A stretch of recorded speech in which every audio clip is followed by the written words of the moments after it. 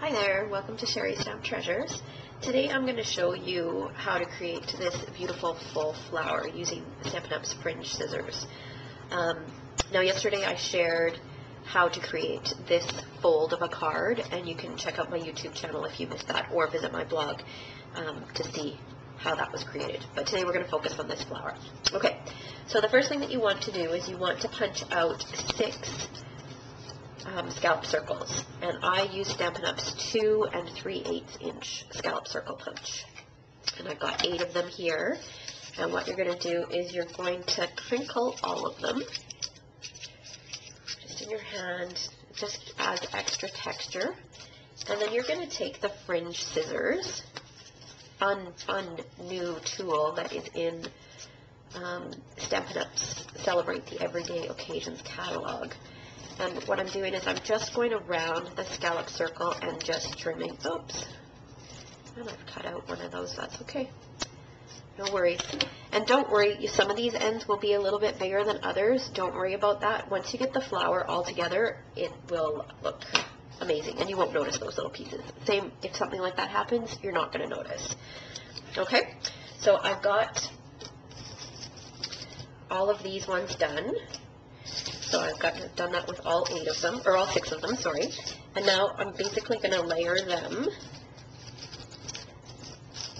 like this, one on top of the other. I'm going to use my paper piercing mat and my paper piercing tool, which I forgot. I'm just going to grab it.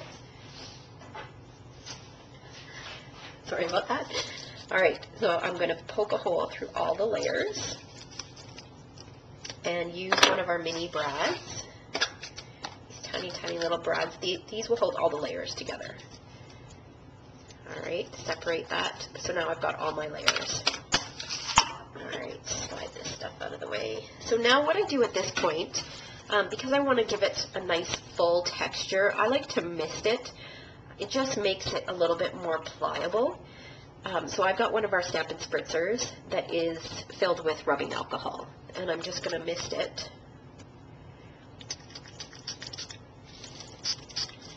Quite a bit, and I use rubbing alcohol instead of water just because it dries faster. I'm kind of impatient. Alright, let's see if that's enough. And then basically I'm just going to work the flower. So you can start with layers, or you can just keep playing around with it.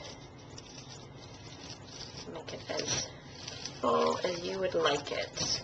And if you need to add more moisture, just go ahead and spritz it some more. See that this isn't really very wet. That corner there, that part there. So just keep playing around with it until you're happy with the way it looks.